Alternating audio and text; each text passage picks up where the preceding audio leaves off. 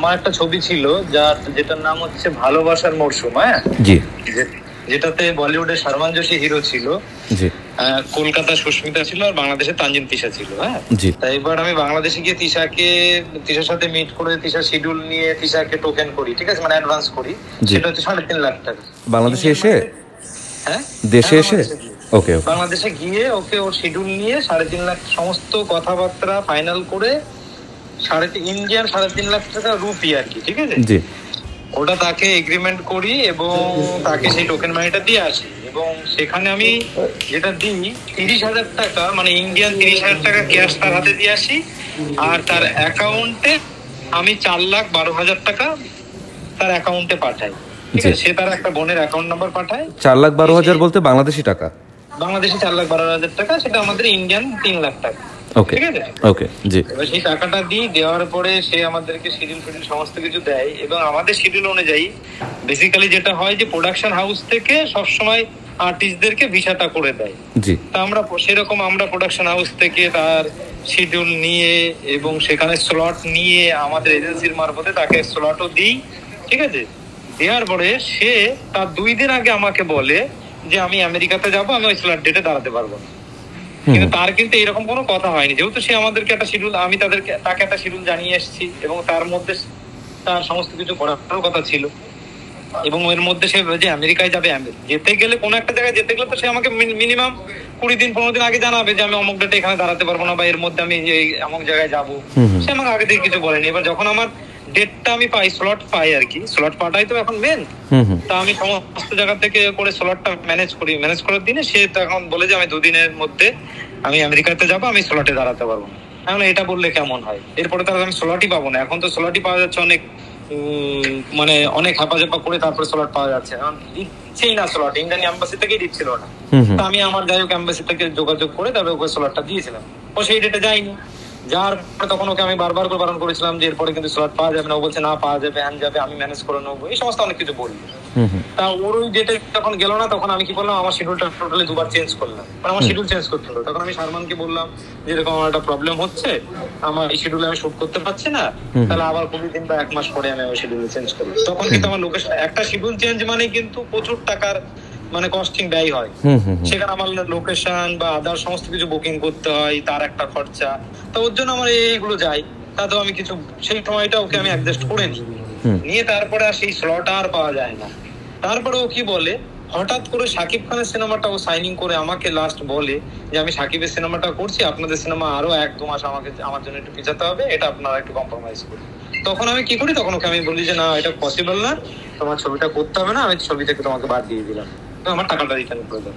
তো তখন যখন ওকে আমি ছবি থেকে বাদ দিয়ে দিই, তখন আর সেই টাকাটা ও আর রিটার্ন করে, ঠিক আছে। এর জন্য 2-3 বার, তারপরে ওকে আমি ডকুমেন্টস চাই, আজকে ডকুমেন্টস চাইলে 20 দিন 15 দিন পরে আমাকে ডকুমেন্টস পাঠাই, এইরকম প্রচন্ড লেজি করে। অ্যাকচুয়ালি আমি তো একটা শিডিউল অনুযায়ী একটা ছবিতে নেমেছি, অবশ্যই সেই শিডিউল অনুযায়ী ও কোনো কিছুই করে, তো এইরকম প্রচুর ঝামেলা করে, এবং ঝামেলা করার পরে সেইগুলো সমস্ত কিছু আমি মেনে নিই একটা টাইম পর্যন্ত। বাট যখন আমার ধৈর্যের বাইরে চলে যায়, তখন আমি ওকে বাদ দিয়ে আমি অন্য হিরোইনকে নিতে বাধ্য হই। এবং যেটা খায়রুল বাশারও আমার ছবিতে ছিল, হ্যাঁ, খায়রুল বাশার প্রথমে ক্যারেক্টারটা করার জন্য আগ্রহ ছিল, তারপরে বললো ভাই আমার ক্যারেক্টারটা তেমন একটা ভালো লাগছে না যতটা আমি ব্রিফে শুনেছিলাম। তো ও তখন বললো যে আমি ক্যারেক্টারটা করতে পারবো না ভাই, না বলে খায়রুল বাশারকে আমি 2 লাখ টাকা অ্যাডভান্স করেছিলাম, সে আমাকে তার পরের দিনই 2 লাখ টাকাটা রিটার্ন করে দিয়েছে, এবং সে খুব সুষ্ঠুভাবে ব্যাপারটা মীমাংসা হয়ে গেছে, তা সে কোনো ধানায় ফানায় কিচ্ছু করেনি। তানজিন তিশাকে যে টাকা এবং ডিলিংটা হলো, এটা হলো কবে নাগাদ? এটা হয়েছে সম্ভবত আমার এটা তো এখন নভেম্বর চলছে, আমি আপনাকে ডেটটা আমি বলে দিচ্ছি, একটুখানি লাইনটা ধরুন। অবশ্যই অবশ্যই দাদা, অবশ্যই আমি একটু ডেটটা আপনাকে বলে দিচ্ছি।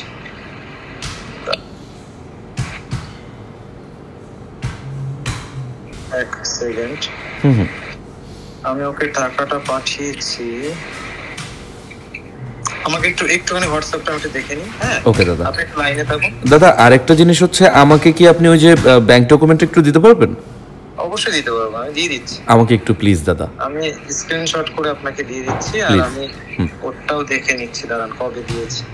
ওকে দাদা, আমাকে একটু পুরোনো মেসেজগুলো একটু দেখতে হবে। কোনো সমস্যা নেই দাদা, কোনো সমস্যা, আপনি যে স্ক্রিনশটে ওইখানে দিয়ে দেন তাহলে। হ্যাঁ স্ক্রিনশট, ঠিক আছে, হ্যাঁ ওকে দাদা, ঠিক আছে। আমি ওকে সম্ভবত সেপ্টেম্বরে দিয়েছি।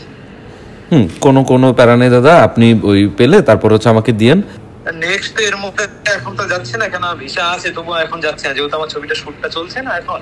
জি জি। আমি হিরোইন কিনে শুট করছি, অলরেডি আমার 17 দিন শুট হয়ে গেছে। আচ্ছা, তানজিন তিশার বদলে ওইটা কাকে দিয়েছেন?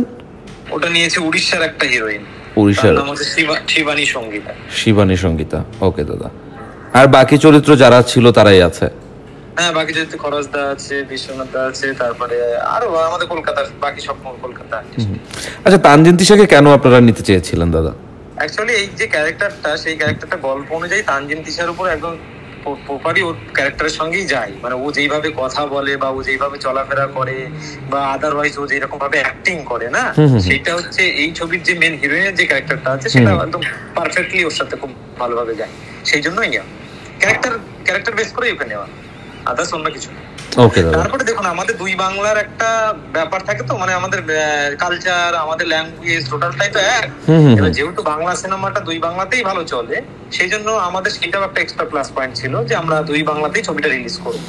এবং সেই হিসাবে আমাদের প্রপার আগে থেকে প্ল্যানিংও ওইভাবে করা হয়েছিল, মন্ত্রণালয়ে সেই রকম ভাবে পারমিশনের ব্যাপারেও কথাবার্তা হয়েছিল, মানে বাংলাদেশের ক্ষেত্রে।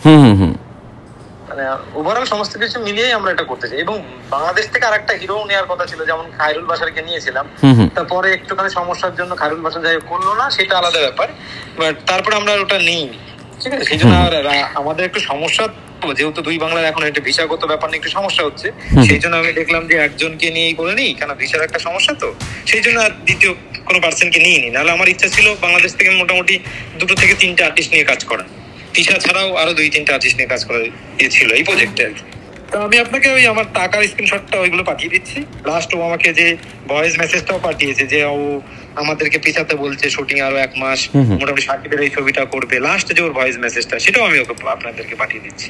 তারপরে ভিতরে অনেক রকম অনেক কথা হয়েছে, সেইগুলো আর পাঠাচ্ছি না, ওই টাকারগুলো শুধু টাকারগুলো দিলে হচ্ছে। হ্যাঁ দাদা, হ্যাঁ, টাকার ওইগুলো পাঠিয়ে দিচ্ছি। আর লাস্ট যে ভয়েসটাও আমাকে করেছে, ঠিক আছে, সেইটা পাঠিয়ে দিচ্ছি। ওকে, ঠিক আছে দাদা।